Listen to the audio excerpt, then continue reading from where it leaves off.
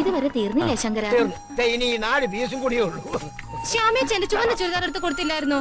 എനിക്കിന്ന് കോളേജിൽ ഇടേണ്ടതാ. രണ്ടാളും വഴക്കടിക്കണ്ട, തേച്ചകത്ത് വെച്ചിട്ടുണ്ട്. ശരണ്യെ കുഞ്ഞിപ്പാ ശ്യാമക്കുഞ്ഞ് ആദ്യം എടുത്തു തന്നത്. ഒന്നും നോക്കില്ല, അതിന് മുമ്പ് തുടങ്ങും മായാടി. നീ ക്ഷമിക്കേ, അവള് കൊച്ചുകുട്ടിയല്ലേ. ആ ശങ്കര, നീ ഇപ്പൊ അഗ്രഹാരത്തിൽ പോവാറില്ലേ? കൊച്ചമ്മ ഒന്ന് കൊന്നരാടെ പോയി ഞാൻ നമ്മുടെ വീട് തൂത്ത് തുടച്ചിടാറുണ്ട്. പിന്നെ തൂത്ത് തുടച്ചിടാൻ അത് മാർബിൾ വിരിച്ച കൊട്ടാരല്ലേ? ഒരു കാലത്ത് നമുക്കത് മാർബിൾ കൊട്ടാരം തന്നെ ആയിരുന്നു. അത് മറക്കണ്ട, തിരിച്ചു പോകേണ്ടതും അങ്ങോട്ട് തന്നെ. സോറി ഏട്ടാ. അമ്മേ, ഏട്ട പോവാനിറങ്ങി. ഇന്ന് ഇത്തിരി വൈകി പോയാലും കുഴപ്പമില്ല ഏട്ടാ. ഇന്നെന്താണ് പ്രത്യേകത? നല്ല ആളാ നീ. ഇന്ന് നിന്റെ പിറന്നാളല്ലേ? രാവിലെ അയ്യപ്പന്റെ അമ്പലത്തിൽ പോയി. വരുന്ന വഴിക്ക് വെജിറ്റബിൾ മാർക്കറ്റിൽ ഒന്ന് കേറി. ഹാപ്പി ബർത്ത്ഡേ ഏട്ടാ. പുണർദ നക്ഷത്രം ശ്രീരാമദേവന്റെ നാളാന്ന തിരുമേനി പറഞ്ഞത് അല്ലേ അമ്മേ? അപ്പൊ വനവാസം ഉറപ്പാ അല്ലേ അമ്മേ? അതല്ല മോനെ, ഈ പിറന്നാളോടുകൂടി നിന്റെ ദോഷസമയം മാറുന്ന തിരുമേനി പറഞ്ഞത്. അപ്പൊ ഇത്രയും കാലം ദോഷസമയമായിരുന്നു. എന്നിട്ടാണോ തോക്കും ബോംബും കത്തിയുമായി നിൽക്കുന്നവരുടെ നടുവിൽ നിന്ന് ഞാൻ ജീവനോടെ രക്ഷപ്പെട്ടത്? ഇയാൾ എന്ത് തിരുമേനിയാണെന്ന്. തിരുമേനിയെ കളിയാക്കിക്കോ, ഞങ്ങളുടെ പ്രാർത്ഥന കൊണ്ടാ രക്ഷപ്പെടുന്നത്. അത് ഞാൻ സമ്മതിച്ചു കേട്ടോ. അപ്പൊ ബർത്ത്ഡേ സ്പെഷ്യൽ ബ്രേക്ക്ഫാസ്റ്റിന് എന്താ കഴിക്കാനുള്ളത്? ഏട്ടന് ഏറ്റവും ഇഷ്ടമുള്ള ഇഡ്ഡലി സാമ്പാറും. ഈ കുഴപ്പം പിടിച്ച സ്ഥലത്തുനിന്ന് വേറെ എവിടേക്കെങ്കിലും ഒരു സ്ഥലം മാറ്റത്തിൽ നിനക്ക് ശ്രമിച്ചൂടെ മോനെ? ബോംബെ സിറ്റി പോലീസ് കമ്മീഷണർ എന്ന് പറഞ്ഞ ഒരു പ്രസ്റ്റീജ് പോസ്റ്റ് ആണമ്മേ. എത്ര പേരാ ഈ സ്ഥാനത്തിന് വേണ്ടി ചരട് വലിക്കുന്നറിയാ? നമുക്ക് നമ്മുടെ കേരളത്തിലേക്ക് പോയാലോ മോനെ? അതിനൊക്കെ വലിയ രാഷ്ട്രീയ സ്വാധീനം വേണം അമ്മേ. അവർക്കാണെങ്കിൽ എന്നെ ഒട്ട് കണ്ടും കൂടാ. ഇവിടുത്തെ രാഷ്ട്രീയക്കാർക്ക് ഉണ്ണിമന്താണെങ്കിലേ നമ്മുടെ നാട്ടിലുള്ളവന്മാർക്ക് പെരുമന്ത. അയ്യോ, സമയം പോയത് അറിഞ്ഞില്ല. ഹോം മിനിസ്റ്ററുടെ കോൺഫറൻസ് ഉള്ളതാ. ഒരെണ്ണം കൂടി കഴിക്കും മോനെ. വേണ്ടമ്മേ. അപ്പൊ ഞങ്ങള് കോളേജിൽ വിടില്ല? രണ്ടുപേരൂടെ ഓട്ടോറിക്ഷ പിടിച്ചു പൊയ്ക്കോ. ഉച്ചയ്ക്ക് ഊണ് കഴിക്കാൻ വരില്ലേ മോനെ? പിറന്നാൾ ഉണ്ണാൻ എന്റെ അമ്മയുടെ അടുത്ത് വരാതിരിക്കൂ. പിറന്നാളായിട്ട് ശങ്കരനൊന്നും ഇല്ലയോ മോനെ? ഉച്ചക്കിങ് വാ ശങ്കരേട്ടാ, ഒരുമിച്ചിരുന്നുണ്ണാം. ആയിക്കോട്ടെ.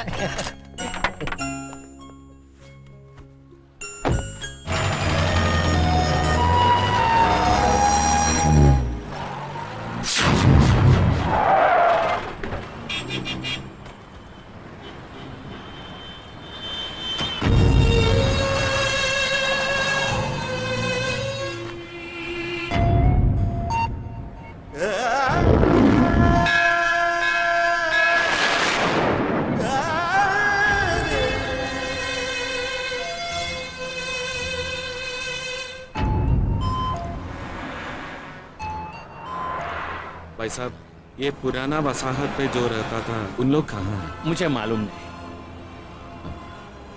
पिछले पुलिस कमिश्नर रमेश शर्मा अब कहाँ रहता है? मैं इधर नया आदमी हूँ साहब।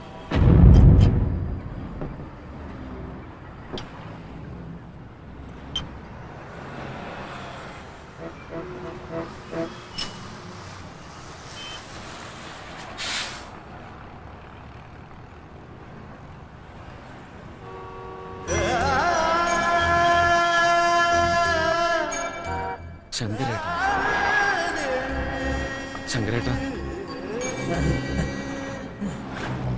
ആരാ? മനസ്സിലായില്ല.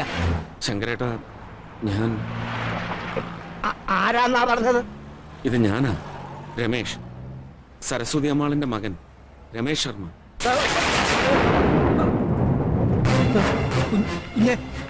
കുഞ്ഞിതെവിടായിരുന്നു?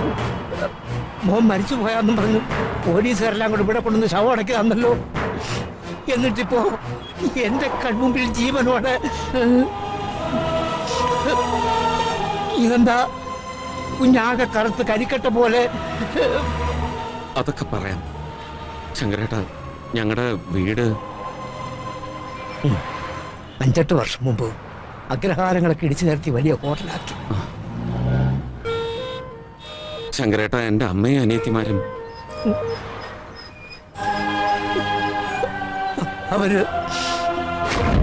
അവരെവിടെ? അവർക്ക് എന്ത് പറ്റി? ഞാൻ എങ്ങനെ മോനോട് പറയും? ദൈവമേ, നീ എന്നെ കൊണ്ടുവന്ന് ഇത് പറയിക്കുന്നല്ലോ. മോനെ കാണാതായിട്ട് പിറ്റേ ദിവസം ശരണ്യമോടെ ശവം കടപ്പുറത്തുള്ള പാലക്കെട്ടിൽ നിന്ന് കിട്ടി. സൗമ്യമോളെ കുറിച്ച് ഒരറിവും ഇതുവരെ ഇല്ല. ശരണ്യമോടെ ശവം കണ്ടതോടെ അമ്മ ബോധം കെട്ട് വീണു. ബോധം തെളിഞ്ഞപ്പോ സരസ്വതിയമ്മയുടെ സമനില തെറ്റിയിരുന്നു. കുറെ നാൾ ഇവിടെ കരഞ്ഞിരിഞ്ഞ് നടന്നു. ഒരു ദിവസം മോന്റെ ആ വക്കീൽ കൂട്ടുകാരൻ ഒന്ന് കൂട്ടിക്കൊണ്ടുപോയി. പിന്നെ എനിക്കൊന്നും അറിഞ്ഞുകൂടാ.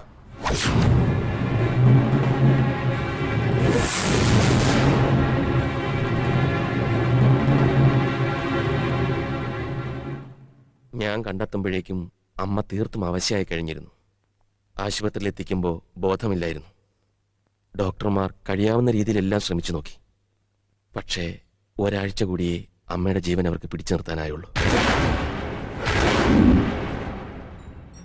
അച്ഛനില്ലാത്ത വിഷമം അറിയിക്കാതെ പൊന്നുപോലെ നോക്കി വളർത്തിയ 3 മക്കളും ഒരേപോലെ നഷ്ടപ്പെടുന്ന ഒരവസ്ഥ ഏതമ്മയുടെ മാനസിക നിലയാണ് തെറ്റിക്കാത്തത്? ഞങ്ങള് നാട്ടിലേക്ക് പോവാതെ ഇവിടെ തന്നെ ഉണ്ടായിരുന്നെങ്കിൽ ഒരുപക്ഷെ അമ്മയെങ്കിലും രക്ഷിക്കാൻ കഴിഞ്ഞേനെ. 98 ജനുവരി 20-നാണ് എന്റെ അച്ഛൻ മരിക്കുന്നത്. അതിന് 10 ദിവസം മുമ്പ് അച്ഛന് സുഖമില്ലാന്ന് ഫോൺ വന്നിട്ട് ഞങ്ങൾ തിരുവനന്തപുരത്തേക്ക് തിരിച്ചു. എനിക്ക് നല്ല ഓർമ്മയുണ്ട്. അന്ന് എന്റെ ബർത്ത്ഡേ ആയിരുന്നു. രാവിലെ വിളിച്ച് വിഷ് ചെയ്തതിന് ശേഷമാണ് ഞങ്ങൾ എയർപോർട്ടിലേക്ക് പോയത്.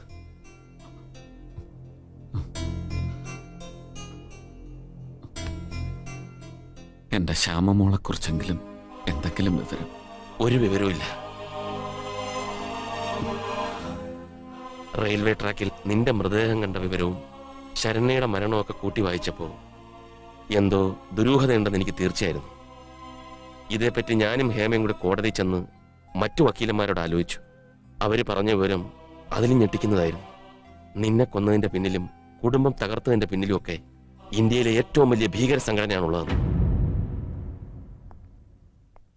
അത് കേട്ടപ്പോ സത്യത്തിൽ പേടിച്ചു പോയി രമേശ്. അതുകൊണ്ടാ കോടതിയിൽ ഹാജരാക്കാൻ വേണ്ടി ദിനേശിനെ ഏൽപ്പിച്ചിരുന്ന ഫയൽ തുറന്നു നോക്കാൻ പോലും ഞാൻ സമ്മതിക്കാതിരുന്നത്. വക്കീലന്മാരാണെങ്കിൽ കൂടി ഈ മുംബൈയിൽ ഞങ്ങൾക്കുണ്ടായിരുന്ന ആകെ ഒരു ബലം രമേശായിരുന്നു. ആ രമേശിനെ കുടുംബത്തോടെ നശിപ്പിക്കായിരുന്നു എന്ന് കേട്ടപ്പോ. അല്ലെങ്കിൽ തന്നെ നീ ഇല്ലാത്ത സ്ഥിതിക്ക് ഞാൻ ഈ ഫയലുമായിട്ട് എന്ത് പോരാട്ടം നടത്താന്? പക്ഷേ ഒരു പോലീസ് ഓഫീസർ എന്ന നിലയിൽ ഞാൻ ഏറ്റവും കൂടുതൽ ബഹുമാനിച്ചിരുന്ന രമേശന്റെ ജീവൻ ഈ ഫയലിൽ തുടിക്കുന്നുണ്ടെന്ന് എനിക്ക് തോന്നിയിരുന്നു. അതുകൊണ്ട് ഞാനത് നശിപ്പിച്ചില്ല.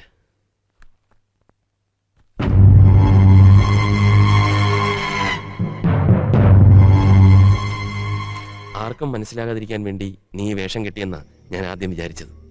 പറ, ഇനി എന്താ നിന്റെ ഉദ്ദേശം? പോലീസിനെ ഞെട്ടിച്ചുകൊണ്ട് ഡിപ്പാർട്ട്മെന്റിലേക്കോ അതോ? ഇതെന്റെ പുനർജന്മമാണ്. അമ്മ പറയുമായിരുന്നു കലിയുടെ അവതാരത്തെപ്പറ്റി. തിന്മകൾ മാത്രം ജയിക്കുന്ന കാലത്തിന്റെ ഈ കറുത്ത അധ്യായത്തിൽ ഒളിപ്പോരുകാർക്കേ ജയമുള്ളൂ. പോലീസും ഭരണാധികാരികളും എന്തിന് നീതിന്യായ കോടതി പോലും മുഖം മൂടി അണിഞ്ഞ സാധാരണക്കാരനെ കബളിപ്പിക്കുന്ന ഈ നാട്ടിൽ സത്യത്തിനു വേണ്ടി സ്വന്തം അമ്മയും സഹോദരിമാരെയും ബലി കൊടുത്ത സിറ്റി പോലീസ് കമ്മീഷണർ രമേശ് ശർമ്മയെ ഇവിടെ ആർക്കും ആവശ്യമില്ല. മറിച്ച് അധർമ്മത്തിന്റെ മുഖമടച്ചടി കൊടുക്കുന്ന ബ്ലാക്ക് എന്ന കലിയാണ് ഈ നാടിന് ആവശ്യം.